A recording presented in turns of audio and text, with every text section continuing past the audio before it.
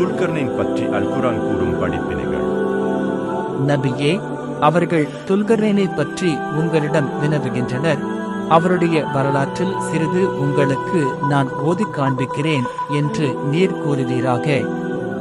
அல் குர்ஆன் 18:83. வரலாற்றை பார்ப்பதற்கு முன் ஏன் துல்கர்னைன் என்று இந்த பெயர் கூறி அழைக்கப்படுகிறார் என்ற காரணத்தை பார்ப்போம். அவர் ரோம் மற்றும் பாரசீகத்தின் மன்னராக நிகழ்ந்ததால் இரட்டை மணிமுடியார் துல்கர்னைன் என்று அழைக்கப்பட்டார். இவரது இயற்பெயர் இஸ்கந்தர். அவருடைய தலையில் 2 கொம்புகள் இருந்ததைப் போன்று தோற்றமளித்தது என்று சிலர் கூறுகிறார்கள். சுப்யான் அஸ்ஸவரி அவர்கள் கூறினார்கள். அலி ரலி அவர்களிடம் துல்கர்னைன் பற்றி கேட்கப்பட்டது. அவர்கள் இறை மார்க்கத்திற்கு நலம் நாடுபவராக இருந்தார். எனவே இறைவனும் அவருக்கு நலம் நாடினார். அவர் இறைவன் பால் மக்களை அழைத்தார். துல்கர்னைன் எதிரிகளால் தலையில் தாக்கப்பட்டு இறந்துவிட்டார். இதனால் தலையில் இருபக்கமும் கொம்பு போன்று புடைத்து விட்டது. எனவே தான் துல்கர்னைன் 2 கொம்புக்காரர் எனும் பெயர் பெற்றார் என்று கூறினார்கள். அவர் சூரியன் உதயமாகும் இடங்களையும் அஸ்தமிக்கும் இடங்களையும் சென்றடைந்தார். துல்கர்னைன் 2 முனைகள் உடையார் என்று பெயர் பெற்றார் என்று கூறுவார்கள். மன்னர் துல்கர்னைன் இறைத்தூதர் இப்ராஹிம் அலைஹிஸ்ஸலாம் அவர்களுடன் புனித காபாவை தவா செய்துள்ளார். அவர் ஓர் இறை நம்பிக்கையாளர். இறை மார்க்கத்தை பின்பற்றி வாழ்ந்தவர். இறை மார்க்கத்திற்கு வருமாறு அழைத்தவர். இளமை காலத்தில் துல்கர்னைன் ஒரு அடிமை சமூகத்தில் பிறந்து வளர்ந்தவர் துல்கர்னைன். இவரது சமூகத்தின் அதிகாரமும் ஆணவமுமிக்க ஒரு கூட்டம் இவர்களை அடிமைப்படுத்தி இருந்தது. இவர்களது சகல உரிமைகளும் பறிக்கப்பட்டிருந்தன. இழந்த உரிமைகளை மீளப் பெறவோ பாதிப்புகளிலிருந்து தம்மை காத்துக் கொள்ளவோ முடியாமல் அடிமைகளாக இழிவுடன் வாழ்ந்து வந்தனர். துல்கர்னைன் இளமை பருவத்தை அடைந்த போது தனது சமூகத்தின் அடிமைத்தனத்தையும் பலவீனத்தையும் கண்டு கலங்கினார். பல நேரங்களில் மக்களிடம் அடிமைத்தனத்தின் இழிவையும் மனிதன் தன்மானத்துடனும் சுதந்திரத்துடனும் வாழ்வதன் சிறப்பையும் எடுத்துக் கூறினார். ஆனால் அந்த மக்களோ இழிவோடு வாழ்ந்து பழகியிருந்தனர். இருக்கும் வரை இப்படியே வாழ்ந்துவிட்டு மடிவதையே அவர்கள் விரும்பினார்கள். பெரும் சக்தி வாய்ந்த இந்த அரசை எதிர்த்து நிற்க எம்மால் முடியுமா? இது சரிப்பட்டு வராது என்று கருதினர். எனவே துல்கர்னைனை பார்த்து, உனக்கு தேவையில்லாத வேலை, இதை விட்டுவிடு. நீ இப்படி பேசுவது அரசனுக்கு தெரிந்தால் எமக்குத்தான் பாதிப்பு ஏற்படும். அவனது சக்தி மிக்க படை எம்மை துவம்சம் செய்துவிடும் என்று கடிந்து கொண்டனர். அப்போதுதான் இளைஞர் துல்கர்னைன் ஒரு உண்மையை தெளிவாக உணர்ந்து கொண்டார். இந்த சமூகம் தனது உரிமையையும் சுதந்திரத்தையும் மட்டும் இழக்கவில்லை, ஈமானையும் இறை நம்பிக்கையையும் இழந்துவிட்டது.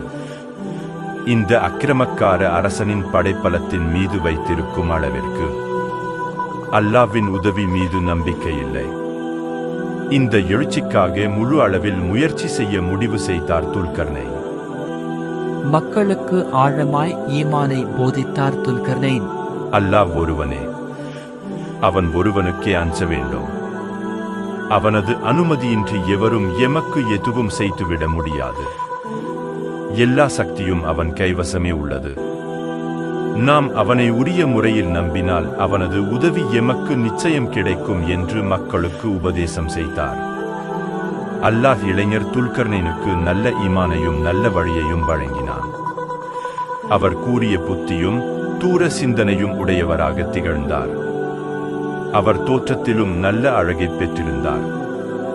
விரிந்த நெஞ்சு, கூரிய பார்வை, கம்பீரமான தோற்றம், கணீர் என்ற பேச்சு பலரையும் கவர ஆரம்பித்தது. எனினும் பெரும்பாலான மக்கள் இவரது பேச்சை கேட்பதே பெரும் ஆபத்துக்களை விளைவிக்கும் என்று எண்ணி இவரை விட்டும் வெறுண்டோடினர். எனினும் அவர் நம்பிக்கை இழக்கவில்லை. நிச்சயமாக அல்லாஹ்வின் உதவியும் வெற்றியும் கிடைக்கும் என்ற நம்பிக்கையில் தன் பணியை தொடங்கினார். ஈமானிய ஒளியை இவர்களது இதயத்தில் ஏற்றிவிட்டால் அடிமைத்துவ சிந்தனையை வெகு இலகுவாக வேறறுத்துவிடலாம் என அவர் நம்பினார். எனவே ஈமானிய போதனைகளை அதிகம் செய்தார். மக்கள் கொஞ்சம் கொஞ்சமாக இவரது பேச்சை கேட்க ஆரம்பித்தனர். இவர் கூறுபவற்றை ஏற்க ஆரம்பித்தனர். இவரை நேசிக்கவும் ஆரம்பித்தனர். சிந்தனையாளர்கள் இவர் கூறுவதுதான் உண்மை என்பதை உணர்ந்து வந்தனர். அடிமைத்துவத்துடன் வாழ்வதை விட மானத்துடனும் வீரத்துடனும் மரணிப்பது மேல் என உணரத் துவங்கினர். இதுதான் துல்கர்னைன் அவர்களின் முதல் வெற்றி. அல்லாஹ் நாடியபடி ஆட்சி அதிகாரம் வழங்கப்பட்டது. இந்த நாட்டு மக்கள் அண்டை நாட்டு அநியாயக்கார அரசனுக்கு வருடா வருடம் கப்பம் கட்டுவது வழக்கம். ஒவ்வொரு வருடமும் தூய்மையான தங்கத்திலான சில முட்டைகளை அவர்கள் கப்பம் செலுத்த வேண்டும். அந்த அரசன் வருடா வருடம் தனது தூதர்களை அனுப்புவான். இவர்கள் பவ்யமாக கப்பத்தை அவர்களிடம் செலுத்துவர். துல்கர்னைனின் பிரச்சாரம் வலுப்பெற்றிருந்த வேளையில் தூதர்கள் கப்பம் சேர்க்க வரும் காலமும் வந்தது. தூதர்களும் வந்தனர். துல்கர்னைன் தூதர்களை துரத்தி அடித்தார். அந்த அநியாயக்கார அரசனுக்கு ஒரு கடிதமும் அனுப்பினார். அதில், அந்த முட்டை போடும் கோழியை நான் அறுத்துச் சாப்பிட்டு விட்டேன். இதன்பின் என்னிடம் கப்பம் எதுவும் உனக்கு வந்து சேராது என்றும் எழுதினார்.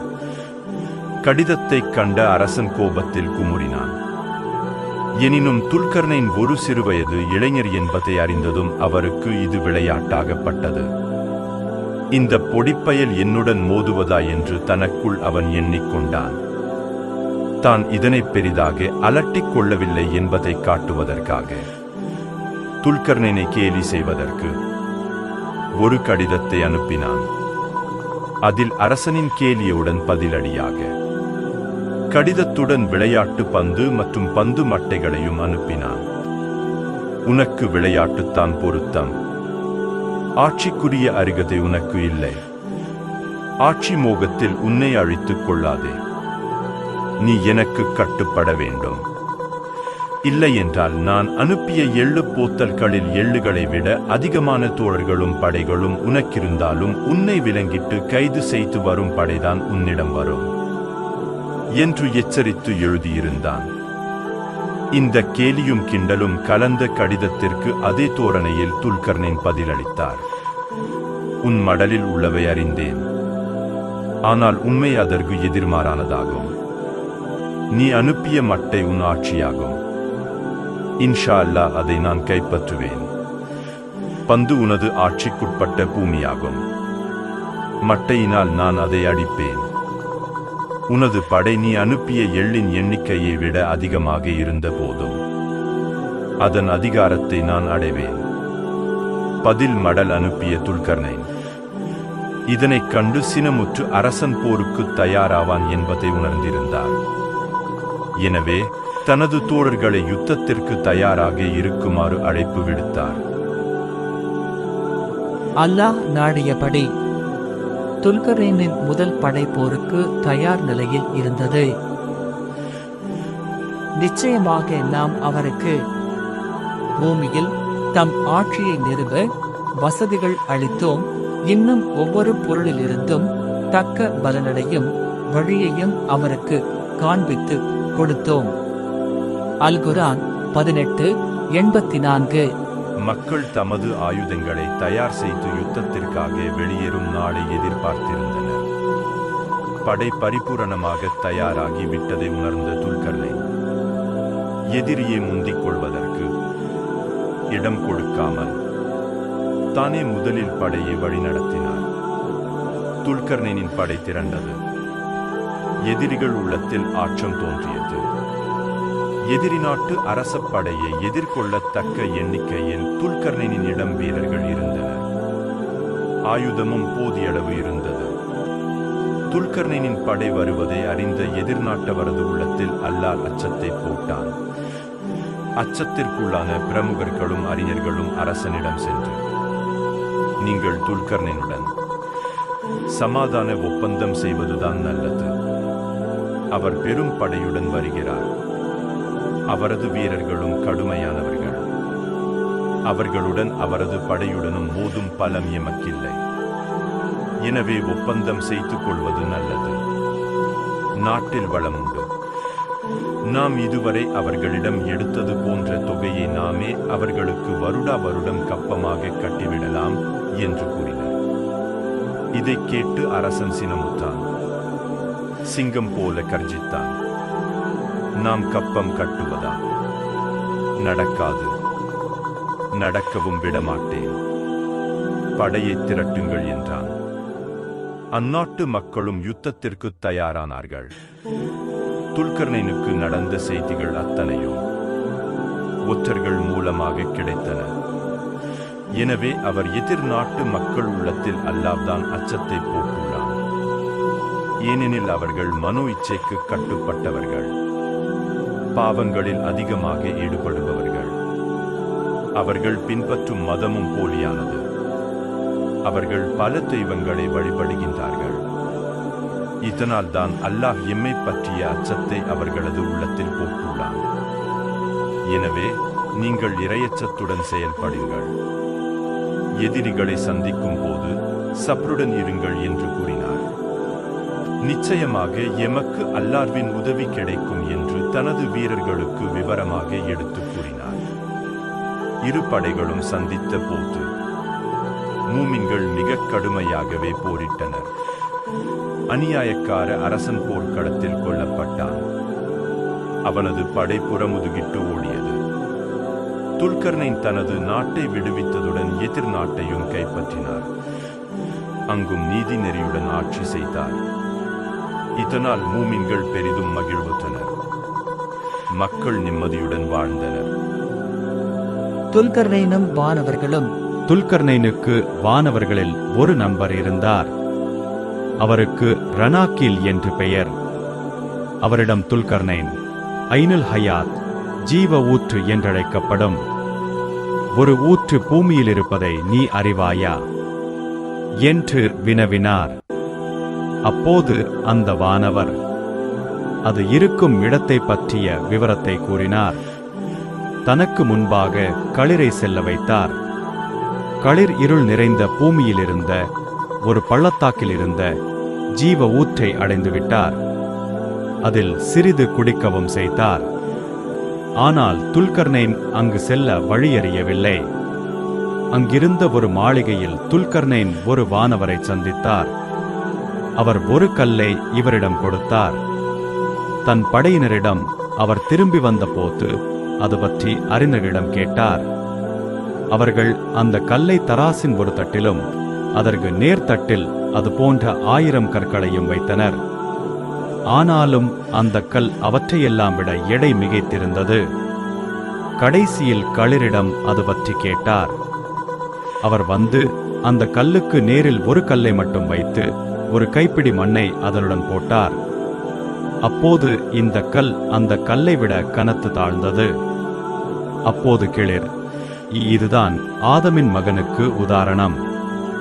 மண்ணுக்குள் மறையும் வரை அவன் மனநிறைவு அடைய மாட்டான் என்றார். அல்லாஹ் நன்கறிந்தவன். துல்கர்னைன் மேற்கு திசையை நோக்கி பயணித்தார். அவர் ஒரு முக்கியமான பணிக்காக முதலில் மேற்கு நோக்கி புறப்பட்டார். ஆகவே அவர் ஒரு வழியை பின்பற்றினார். அல்-குர்ஆன் 18:85. துல்கர்னைன் தன் படைகளோடு மேற்கு திசையை சென்றடைந்தார். சூரியன் சேற்று கடலில் மூழ்குவது போல் மறைவதைக் கண்டார். அப்பகுதியில் ஊரு சமுதாயத்தார் வாழ்வதைக் கண்டார். அவர்களிடம் யாரேனும் அக்கிரமம் புரிந்தால் அவரை தண்டிப்போம். பிறகு அவர் தன்னுடைய இறைவனிடம் திரும்பக் கொண்டு வரப்படுவார். அவன் அவருக்கு இன்னும் கடுமையாக தண்டனை அளிப்பான்.